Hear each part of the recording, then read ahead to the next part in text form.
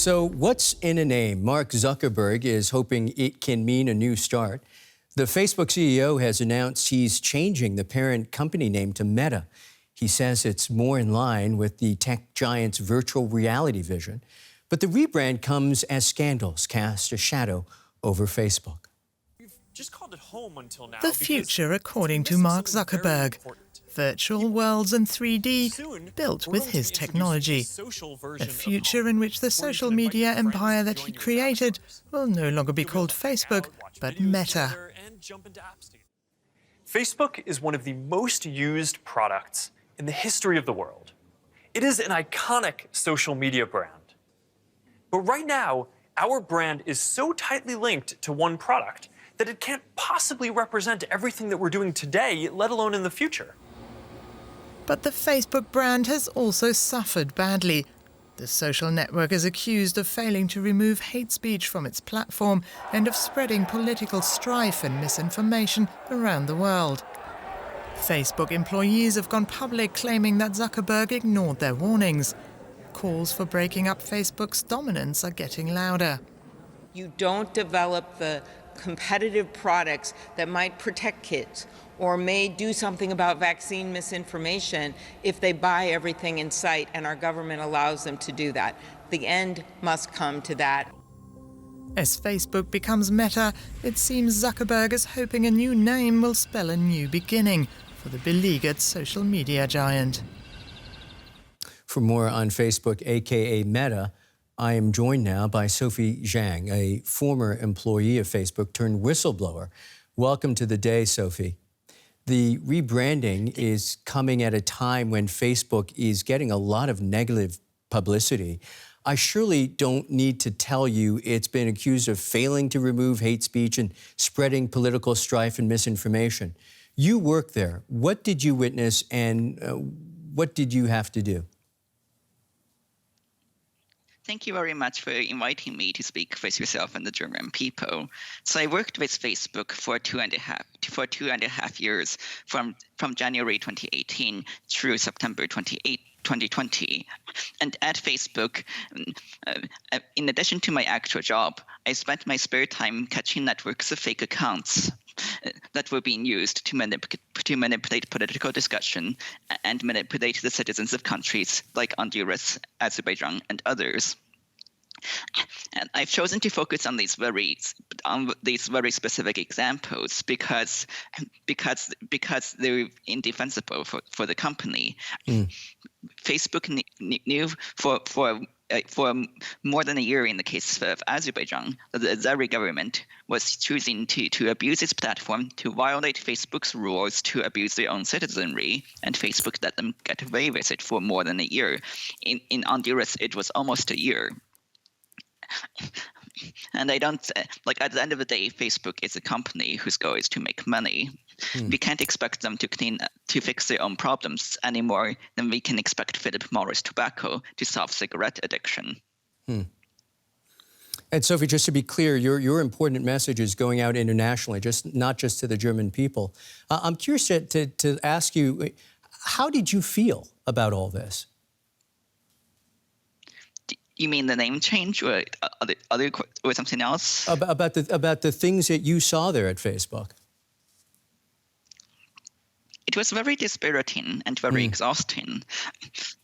It felt like the weight of the world was on my shoulders, quite frankly. I felt like Sisyphus, like I was trying to empty an ocean with a cone under. Because ultimately, I had taken this responsibility on myself, because I knew that no one else would do it if I didn't. And this was not my actual job. I was trying to do this in my spare time. And anyone who has tried to work for two full-time jobs at the same time can tell you that it does not go well. So my personal life suffered quite a bit. But someone had to do it. And at the end of the day, if I didn't step up, then no one would. If I'm not mistaken, I believe you've also said that you had blood on your hands. That's correct. And because ultimately I should never have been in the position that I was. But nevertheless, in a position of extraordinary power and responsibility. Whereas a low-level employee, I was personally making decisions that affected national governments and presidents. And here is one example. In the middle of 2019, I saw inauthentic activity that was connected to the government of Azerbaijan. I also saw inauthentic activity separate that was connected to the government of Albania. And I knew that I could only pursue one of these at a single time. And objectively, what I saw in Azerbaijan was worse. It was larger, it was more severe, there were more people involved and more resources involved, and I chose to prioritize that as a result. And I stand by that decision. What I found in Azerbaijan was objectively worse than what I found in Albania. Because of that, although Facebook was able to eventually take down the Azeri government's operation in October of 2020, even though they let it come back immediately afterwards. Meanwhile, I handed Albania over to a different team where it went into a black box shredder. Half a year ago, an Albanian news network called me up because they had found this on their own, and it was still going on 2 years after I found it, and Albania was about to have the general election. And Albania did go to the general election because Facebook chose not to prioritize this, and I chose not to prioritize this. And I can only apologize profusely to the Albanian people because that should never have been my decision. And just to be clear to some viewers who may not understand, when you say inauthentic activity, you're referring to what is generally now known as fake news. To be absolutely clear, I'm referring to fake accounts. Like troll farms and bots. This is extremely different from fake news. If I go on social media and I say Germany is the same country as France, this is misinformation. This is fake news. This is based on what is being said, not who is saying it. It does not matter if the German prime minister or the French prime minister says it. Germany and France are two separate countries. If I set up 10,000 fake accounts on social media pretending to be people who are not real, who do not exist, and I use these accounts to say Germans are great people, there is nothing wrong with this message except for the fact that I'm using fake accounts to say it. And that's the type of work that I covered. And so Facebook would be, and so this is agnostic of what is being said. Sophie, I don't want to cut you off. It's because I have a million questions for you. I could talk to you all night. Is the timing of this rebranding, in your opinion, coincidental, or is the company trying to divert attention from its current PR crisis? I can't read Mark Zuckerberg's mind, but ultimately I do want to note that this is a colossal shift in how Facebook has oriented its brand, because it was just a few years ago that Facebook had chosen to lean in on the Facebook identity, that they chose to rebrand Instagram as Instagram by Facebook, WhatsApp as WhatsApp by Facebook, etc. And this was controversial changes at the time because these two products had much better reputations and popularity than Facebook did in much of the world. And so by rebranding itself as Meta, Facebook is essentially recognizing defeat on the popularity and the reputation of the Facebook brand. And then at the end, they can call themselves what they want. A rose by any name would smell as sweet. Google rebranded to Alphabet years ago, and people still call it Google. If Mark wants to change his name to Mahatma Gandhi, he can do so as well. That's perfectly legal. He will still be the same person, and Facebook the same company at the end of the day. Or Meta. You call it Meta, you call it the angelic company of goodness. It doesn't matter. It's the same company.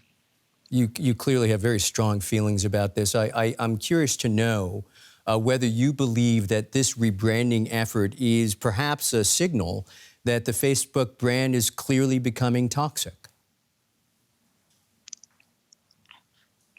I can't read Mark Zuckerberg's mind again.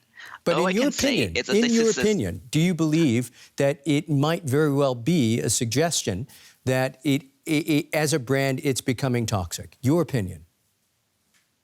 My opinion is that this is a significant shift from Facebook. Facebook has previously chosen to rebrand all its products as by Facebook. This is a significant shift away from that, and so I see no other explanation other than they're afraid to brand things as from Facebook anymore. You know, I'm curious whether you might believe that there actually are bad people at Facebook, because a lot of the world is listening to this stuff and people are developing opinions that the people at Facebook are bad. I've even heard people say that they're evil. Is that what's behind it, or is it just bad management? Describing people as bad or good or evil is a loaded question, because very few people are cackling villains who throw their messages and think of how evil they're being. Because, I mean, the vast majority of people are humans who need to sleep at night, who are focused on their self-interest, and might think that and have convinced themselves that they're doing the right things. Everyone, no matter how evil, almost everyone has convinced themselves that what they're doing is for the good of the world, for society. And so this is a difficult question to answer. Do I believe that Mark Zuckerberg is doing bad things? Yes, I have expressed that opinion. Some of the decisions made by himself and by Facebook are clearly not in the interests of the world. Do I believe that Mark goes to sleep at night laughing about how evil he's been? No, I don't, because that's a caricature from a fairy tale or storybook. And we'll stop it right there. Really appreciate your time. Sophie Zhang, a former employee of Facebook turned whistleblower. Many thanks.